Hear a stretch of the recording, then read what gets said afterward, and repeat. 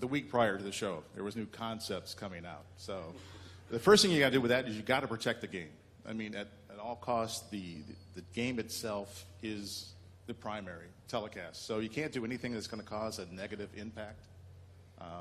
And trying to keep the production wants and needs for some of these other Megacast offerings, which are terrific, but we had to push back a little bit to say, well, we're now encroaching on the game, and there could be a potential issue with that. So that's probably one of the biggest wrestling and challenges, juggling acts going into it.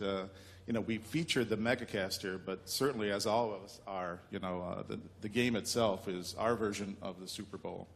And the numbers we put out collectively on these marquee events is staggering. The number of cameras, the number of EVS, dream catchers. We're all in that 90-plus range when we do the total tally.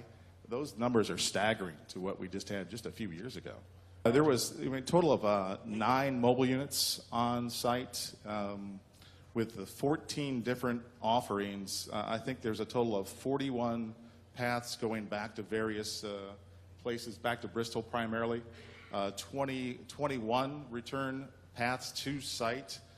Each of those 8 mobile units, you had to figure out the workflow of what cameras were going to support which Megacast, which was supporting the studio efforts, which was going to support and augment game, and how that workflow does not cause, we talked about not interrupting what the game had to do, but all the studio elements also had presence on site, that you can't cause a negative impact to what they need to do to get on the air. But hundreds of folks on site, technicians, vendors, production personnel back in LAPC, in Bristol, in Longhorn Network, each kind of taking one of those elements, one of those 14, to bring it home.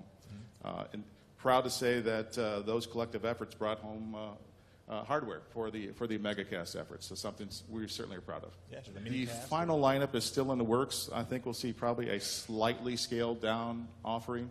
You try to always put something new, something fresh in there. Last year we had the Pylon Cam channel. We had the film room. Not film room, but the mock instant replay booth. You've done it once, some time to move on, try to find something new, something else that maybe give a nice second screen offering to somebody. So that final lineup's in the works. I'm sure we'll see something more dedicated to a social media platform on one dedicated channel, but soon to come.